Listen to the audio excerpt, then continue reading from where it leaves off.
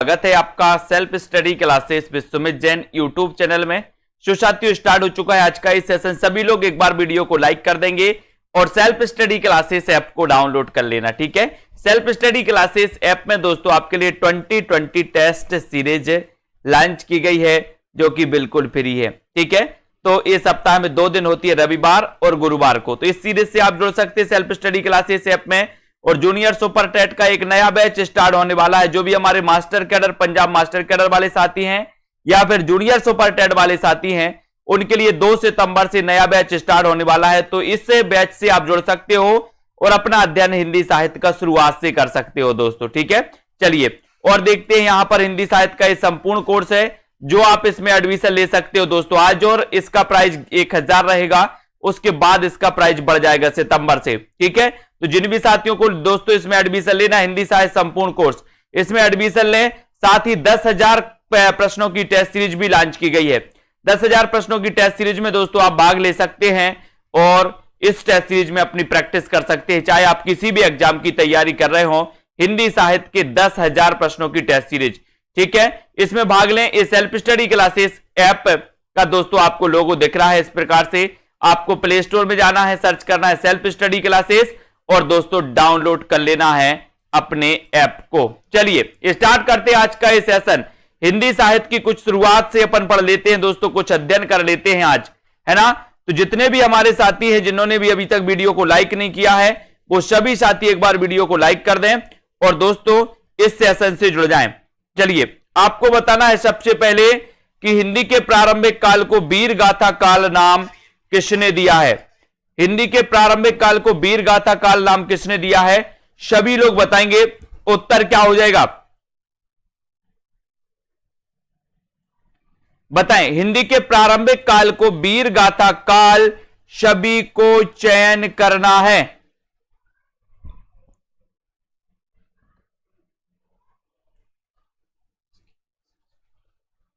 वीर गाथा काल का नाम किसने, बताएं सभी लोग। हिंदी के प्रारंभिक काल को वीर गाथा काल, फटाफट से सभी लोग बताएंगे।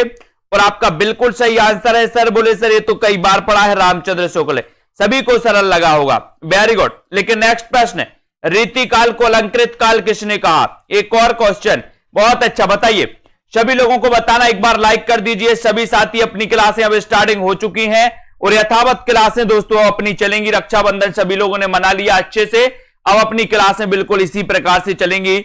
रीतिकाल को अलंकृत काल नाम किसने दिया, सभी को बताना है। उत्तर क्या हो जाएगा, है ना। ये हिंदी के प्रारंभिक काल को वीर गाथा काल पूछा था, तो वीर गाथा काल रामचंद्र शुक्ल ने और प्रारंभिक काल गणपति चंद्रगुप्त ने, प्रारंभिक काल, है ना। और रीतिकाल को अलंकृत काल नाम दिया दोस्तों किसने, अलंकृत काल। अलंकृत काल दिया किसने, मिश्र बंधु ने। यानी सी नंबर आपका बिल्कुल सही है। सभी लोगों ने आंसर सही बताया। पुरानी हिंदी नामकरण किसने किया दोस्तों, पुरानी हिंदी नामकरण किसने किया, सभी को आंसर बताना है।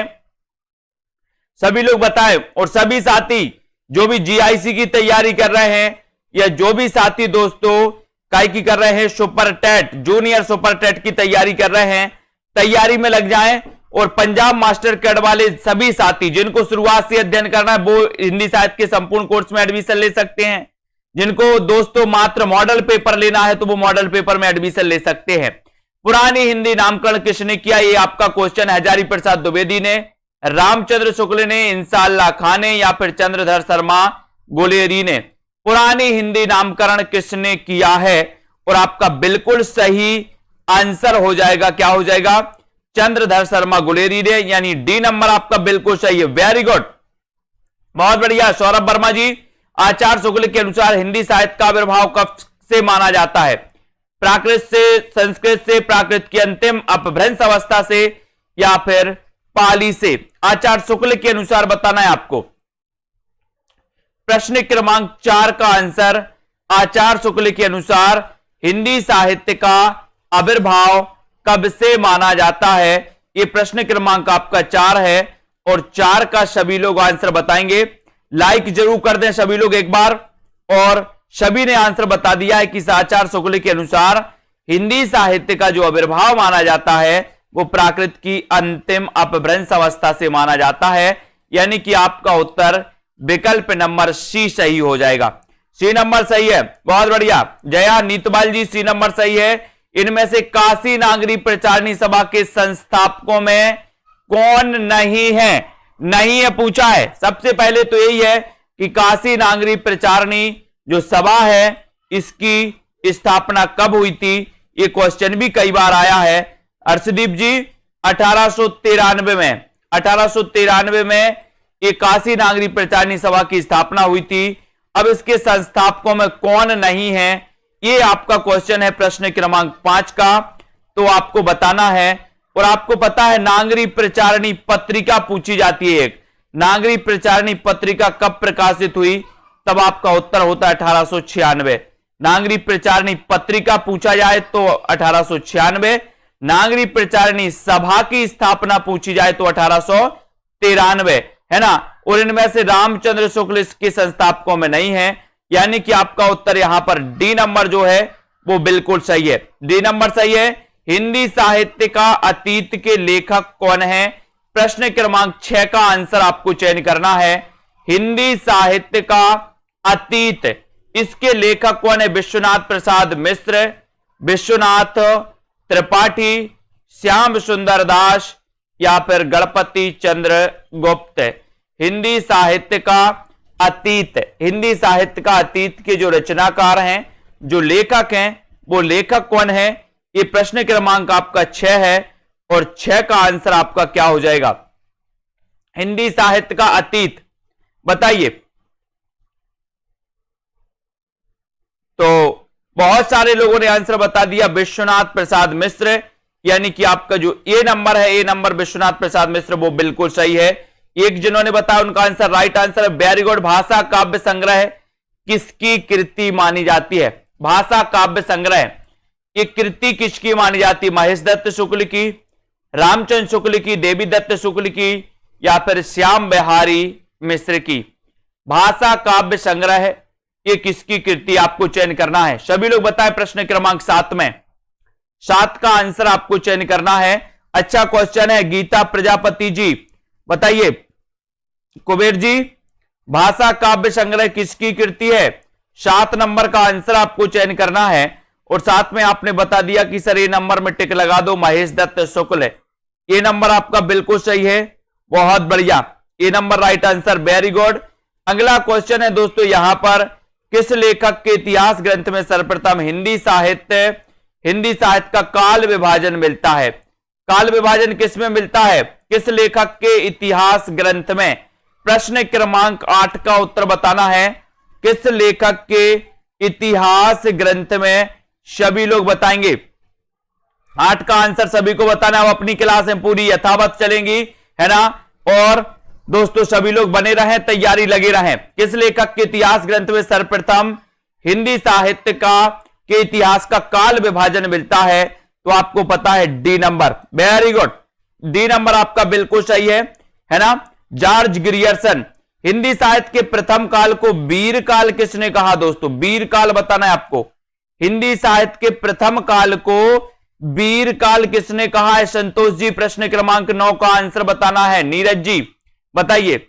वीर काल, हिंदी साहित्य के प्रथम काल यानी कि आदि काल को वीर काल किसने कहा? ये आपका क्वेश्चन है। मिश्र बंधुओं ने, राहुल सांकृत्यायन ने, विश्वनाथ प्रसाद मिश्र ने या डॉक्टर राजकुमार वर्मा ने? राम कुमार वर्मा है, राम कुमार, है ना। तो हिंदी साहित्य के प्रथम काल को वीर काल किसने कहा? ये आपका क्वेश्चन है, प्रश्न क्रमांक 9 है। अच्छा क्वेश्चन है। सभी लोग सेल्फ स्टडी क्लासेस ऐप जरूर डाउनलोड कर लें। और आपका सही आंसर है प्रश्न क्रमांक 9 में आंसर है विश्वनाथ प्रसाद मिश्र, यानी कि दोस्तों आपका सी नंबर बिल्कुल सही, वेरी गुड। सी जिन्होंने बताया राइट आंसर। हिंदी भाषा उद्गम और विकास के लेखक कौन है? प्रश्न क्रमांक 10 का आंसर बताना है। हिंदी भाषा उद्गम और विकास के लेखक कौन माना जाता है? ये प्रश्न क्रमांक आपका 10 है। 10 का आंसर आपको बताना है। हिंदी भाषा का उद्गम और विकास के लेखक कौन है? और यहां पर सही आंसर जाएगा उदय नारायण तिवारी, उदय नारायण तिवारी, यानी कि डी नंबर आपका बिल्कुल सही है। डी जिन्होंने बताया है उनका आंसर बिल्कुल सही है कि डी, हिंदी भाषा उद्गम और विकास के जो लेखक माने जाते हैं वो लेखक माने जाते हैं डॉक्टर उदय नारायण तिवारी। ठीक है, दगा दिया बहुत सारे लोगों ने सी, है ना, क्योंकि हिंदी साहित्य का उद्भव और विकास हजारी प्रसाद द्विवेदी का हिंदी साहित्य का उद्भव और विकास है, जबकि यहां हिंदी भाषा उद्गम और विकास पूछा गया तो उदय नारायण तिवारी। पढ़ा है आपने पहले, आदिकाल में किन ग्रंथों की प्रधानता रही है, किन ग्रंथों की प्रधानता रही आदिकाल में, बताइए। प्रश्न क्रमांक 11 में वीर ग्रंथ की, शाकी, रासो या फिर सूफी ग्रंथों की। आदिकाल में किन ग्रंथों की प्रधानता रही है, ये आपका क्वेश्चन है। अच्छा क्वेश्चन है और प्रश्न क्रमांक 11 में आपको चयन करना है और उत्तर जाएगा सीधा सीधा जाएगा रासो साहित्य की, यानी सी आपका बिल्कुल सही है। सी नंबर सही है। सोनू जी, अनूप ओझा जी, सी नंबर सही। हालाते कन्हैया, ये किसकी रचना है? हालाते कन्हैया, बताएं हालाते कन्हैया के रचनाकार कौन है? हालाते कन्हैया ये किसकी रचना है? पूरन भगत की है, विद्यापति की है, अमीर खुसरो की है, या फिर इनमें से कोई नहीं, यानी कि प्रश्न क्रमांक आपका 12। हालाते कन्हैया ये किसकी रचना है? 12 में आपको राइट आंसर बताना है और सीधा आंसर आपका जा रहा है सी नंबर की तरफ, यानी कि अमीर खुसरो। हालाते कन्हैया के रचनाकार कौन है? अमीर खुसरो। सी नंबर आपका बिल्कुल सही, वेरी गुड आंसर, है ना, वेरी गुड, बहुत बढ़िया। जय मयंक जस चंद्रिका के रचयिता का नाम बताना है आपको। जय मयंक, आसान क्वेश्चन है, सरल क्वेश्चन है। जय मयंक जस चंद्रिका, इसके रचनाकार कौन है? बहुत ही सरल क्वेश्चन है, आप लोगों ने सारे क्वेश्चन पढ़े हुए हैं। कुरैशी जी, जय मयंक जस चंद्रिका के रचयिता कौन माने जाते हैं? कमेंट में लिखें, फटाफट से वीडियो को लाइक करते रहें। और जो भी हमारे साथी जीआईसी की तैयारी कर रहे हैं, जो भी साथी जूनियर टेट की तैयारी कर रहे हैं, है ना, इस प्रकार से दोस्तों आप हिंदी साहित्य के कोर्स में एडमिशन ले सकते हैं, हिंदी साहित्य को पढ़ सकते हैं। ठीक है, जय मयंक जस चंद्रिका, आपको 13 का आंसर बताना है और 13 में आपका राइट आंसर है मधुकर कवि, यानी कि डी नंबर आपका बिल्कुल सही है, डी राइट आंसर। भविष्यत कहा के रचयिता कौन है? भविष्यत कहा के रचनाकार कौन है? पुष्पदंत है, स्वयंभू, धनपाल या फिर सरहपा? ये तो बिल्कुल सभी को पता है। बोले सर हम भविष्य के लिए धन का संचय कर रहे हैं। काय के लिए कर रहे? भविष्य के लिए धन का संचय। तो भविष्यत कहा के रचनाकार कौन है, ये क्वेश्चन आपसे पूछा गया और आपका बिल्कुल सही है, भविष्यत कहा। भविष्य के लिए धन का संचय सभी लोग करते हैं, सभी लोग करते तो धनपाल, धनपाल यानी सी नंबर, धनपाल आपका बिल्कुल सही हो जाएगा, है ना। परमात्मा प्रकाश के रचनाकार कौन है? एक मैंने 10,000 क्वेश्चन की टेस्ट सीरीज लॉन्च की है दोस्तों हिंदी साहित्य की। ये 10,000 क्वेश्चन आपके हिंदी साहित्य से रिलेटेड किसी भी एग्जाम के लिए बहुत ही इंपॉर्टेंट हैं। ये 10,000 क्वेश्चन की टेस्ट सीरीज मात्र 599 में इसमें आप एडमिशन ले सकते हो और आराम से पढ़ सकते हो दोस्तों। परमात्मा प्रकाश के रचनाकार कौन है? ये 15 का आंसर आपको बताना है। अच्छा क्वेश्चन है और सभी को पता है, योगिंदु या जो इंदु, कहीं कहीं जो इंदु नाम मिलता है, कहीं कहीं योगिंदु मिलता है। प्रतिभा वर्मा जी, बी नंबर आपका बिल्कुल सही है, वेरी गुड। अब्दुल रहमान कृत संदेश रासक है, क्या है संदेश रासक? महाकाव्य है, खंड काव्य है, प्रबंध काव्य है या फिर मुक्तक काव्य है? अब्दुल रहमान कृत संदेश रासक क्या है? संदेश रासक क्या है, ऐसा आपका क्वेश्चन है। 16वां नंबर है, सभी लोग बताएंगे। सेल्फ स्टडी क्लासेस ऐप जरूर डाउनलोड कर लें। अब्दुल रहमान कृत बताना है। अपन ने कई बार पढ़ा है कि सर अब संदेश दूर नहीं, दूर अब्दुल रहमान, है ना, अब्दुल रहमान है ये, ठीक है। और संदेश रासक इनका क्या है? खंड काव्य है, यानी कि बी नंबर है। ये आदिकाल का इसे मेघदूत कहा जाता है दोस्तों, ये रचना आदिकाल की मेघदूत कहलाती है ना। और हजारी प्रसाद द्विवेदी ने हिंदी की प्रथम रचना माना संदेश रासक को और प्रथम कवि माना अब्दुल रहमान को, इस प्रकार से, ठीक है। आदिकालीन हिंदी काव्यधारा में उपलब्ध नहीं है, क्या नहीं है? आदिकालीन हिंदी काव्यधारा में जैन साहित्य उपलब्ध नहीं है, सिद्ध साहित्य उपलब्ध नहीं है, नाथ साहित्य या फिर सिख साहित्य उपलब्ध नहीं है। तो आदिकालीन हिंदी काव्य धारा में उपलब्ध नहीं है। 17 का आंसर आपको चयन करना है। सभी लोग बताएंगे उत्तर क्या हो जाएगा। जैन साहित्य तो है, सिद्ध साहित्य है, सिख साहित्य है, लेकिन क्या उपलब्ध नहीं है दोस्तों? क्या नहीं है? ये नहीं है। कौन सा? सिख साहित्य। ठीक है, सिख साहित्य नहीं है ना, वेरी गुड, सी नंबर सही है। नाथ साहित्य है, सिख साहित्य नहीं है, सिद्ध साहित्य, जैन साहित्य है। ये सी आपका बिल्कुल सही हो जाएगा, सी नंबर, वेरी गुड, बहुत बढ़िया आंसर। कौन सी भाषा आदिकाल की है? 18 का क्वेश्चन बताइए, कौन सी भाषा आदिकाल की है? सभी लोग बताएंगे। लाइक जरूर करते रहे, शेयर करते रहे अपने मित्रों तक, और सेल्फ स्टडी क्लासेस ऐप पर बने रहे दोस्तों। अब यथावत आपकी सारी क्लासें चलेंगी। जिन भी साथियों को एडमिशन लेना है, जिन भी साथियों को दोस्तों पढ़ना है, बहुत अच्छे से विस्तृत ट्रिक से पढ़ना है, कौन सी भाषा आदिकाल की है ये आपसे पूछा गया तो लगभग सभी लोगों को पता है, डिंगल पिंगल। डिंगल पिंगल सी नंबर सही है। 11वीं शताब्दी में रचित लोक भाषा काव्य है। लोक भाषा काव्य आपको बताना है कौन सा है। प्रश्न क्रमांक 19 11वीं शताब्दी का बताना है, और प्रश्न क्रमांक 19 में सभी लोग चयन करेंगे। सेल्फ स्टडी क्लासेस ऐप जरूर डाउनलोड कर लें, जो भी हमारे नए साथी हैं, है ना। श्यामधन नौटियाल जी बताइए, 11वीं शताब्दी में रचित लोक भाषा काव्य कौन सा है? 19 का आंसर बताना है आपको, और 19 में आपका सही आंसर हो जाएगा कि सर 11वीं शताब्दी में रचित लोक भाषा काव्य अगर आप पूछोगे तो उत्तर लगा देना ढोला मारूरा दूहा, यानी कि डी नंबर आपका बिल्कुल सही है। और ढोला मारूरा दूहा की अगर बात आती है तो ये ढोला मारूरा दूहा के रचनाकार कौन है, इसका आंसर भी आपको ही बताना है। ढोला मारूरा दूहा के रचनाकार कौन है, सभी लोग बताएं। समग्र भक्तिकालीन काव्य पर कौन सी विशेषता लागू होती है? समग्र भक्तिकालीन काव्य पर कौन सी विशेषता लागू होती है? प्रश्न क्रमांक 20 का आंसर आपको चयन करना है। कल से आपके बहुत थोड़ा सा कठिन प्रश्न आएंगे, तैयारी करके आना। अवतार में विश्वास, जाति प्रथा का निषेध, अहंकार का त्याग, या फिर ईश्वरीय लाल गायन। प्रश्न क्रमांक 20 में समग्र भक्तिकालीन काव्य पर कौन सी विशेषता लागू होती है, ये आपका क्वेश्चन है ना।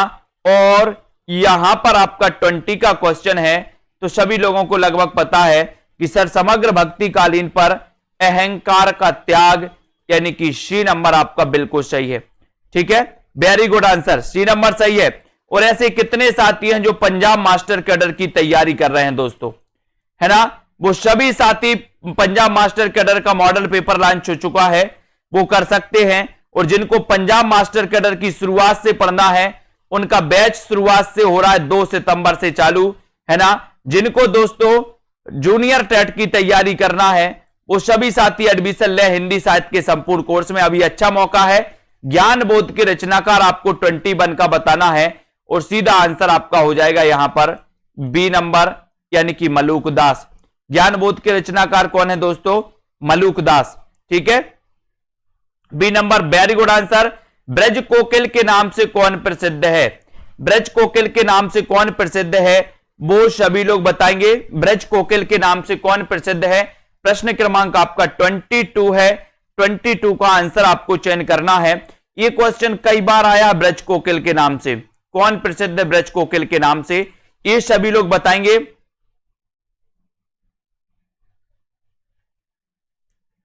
ब्रज कोकिल के नाम से प्रसिद्ध है कौन? प्रश्न क्रमांक 22 का आंसर, और 22 का आंसर है दोस्तों सत्यनारायण कविरत्न, यानी कि बी नंबर सत्यनारायण कविरत्न आपका राइट आंसर है। Very good, be very good answer, बहुत बढ़िया। समस्या पूर्ति किस युग की विशेषता? अगला ही क्वेश्चन आपसे पूछा जाता है। सभी लोग अपने मित्रों तक लाइक शेयर कर दिया करें, है ना। और दोस्तों लगे रहे। अनामिका गौंड जी, साइंस सृष्टि, बताइए समस्या पूर्ति किस युग की विशेषता है? प्रश्न क्रमांक 23 में। और समस्या पूर्ति आपने बता दी है कि सर ये जो समस्या पूर्ति आपने पूछा है, ये है भारतेंदु युग की क्या विशेषता, यानी कि आपका जो ये नंबर है भारतेंदु युग की विशेषता, ये बिल्कुल सही है। ये नंबर आपका बिल्कुल राइट आंसर है। प्रयोगवाद की जन्मदात्री पत्रिका पूछा है दोस्तों, पत्रिका, है ना। वैसे आपसे अगर कभी पूछा जाए कि प्रयोगवाद की शुरुआत होती है, तो शुरुआत होती है तार सप्तक से, लेकिन जन्मदात्री पत्रिका दोस्तों आपने पढ़ा होगा, है ना, अधिकांश इसी को प्रतीक पत्रिका पूछा तो यहां पर आपका राइट आंसर बी होना चाहिए, प्रतीक पत्रिका। ठीक है, इसको याद रखेंगे। वैसे आपको पता है कि प्रयोगवाद का प्रारंभ होता है तार सप्तक से, है ना, तो इसको सभी लोग याद रख लेना, तार सप्तक से। और राम कुमार जी यहां फास्ट नहीं चलता है ना, बिल्कुल फास्ट का टाइम का महत्व ऐसे ही चलता, आपको टाइम है, आप फटाफट पढ़ लीजिए, पुस्तक है। प्रयोगवाद की जन्मदात्री पत्रिका अपन को याद रख लेना है, प्रतीक पत्रिका है ना। इनमें से कौन सा कभी दूसरा सप्तक में शामिल है? फास्ट ट्रेन तो नहीं चलती यहां पर, जिसको फास्ट भागना है वो भागते चले। कौन सा कभी दूसरा सप्तक में सम्मिलित नहीं था? बताइए, कौन सा कभी दूसरे सप्तक में सम्मिलित नहीं था? ये आपको बताना है, सभी लोग बताएंगे। हां,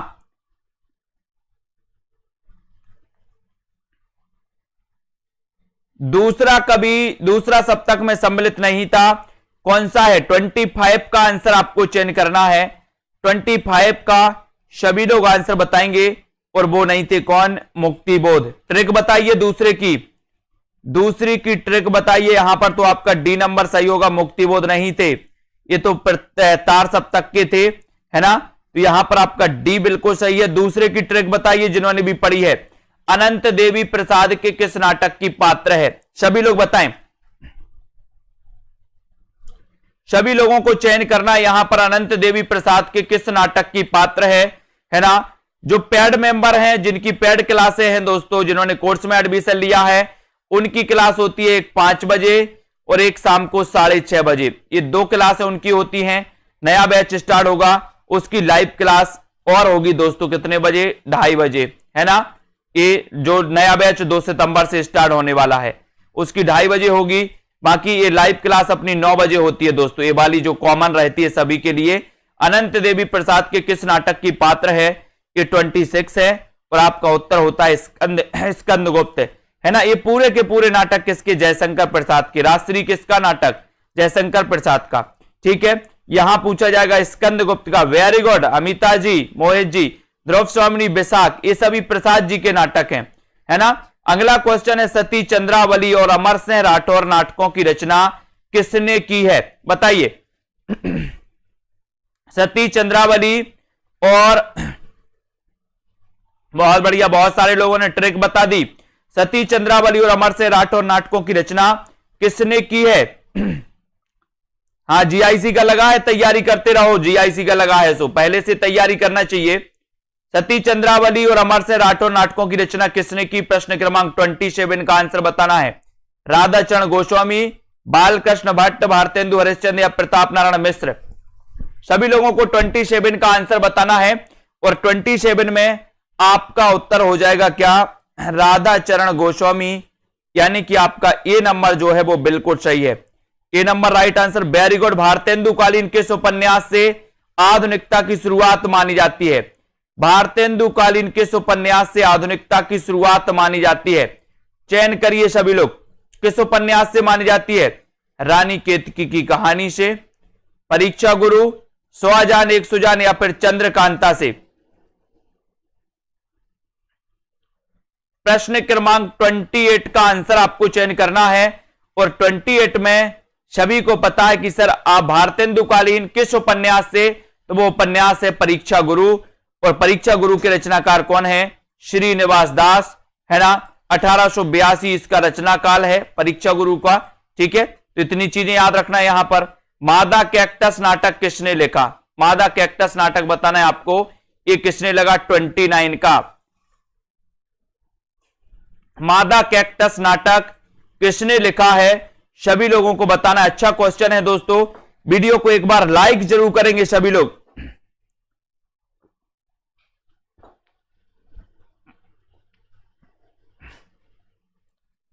मादा कैक्टस यानी कि 29 का आंसर बताना है आपको।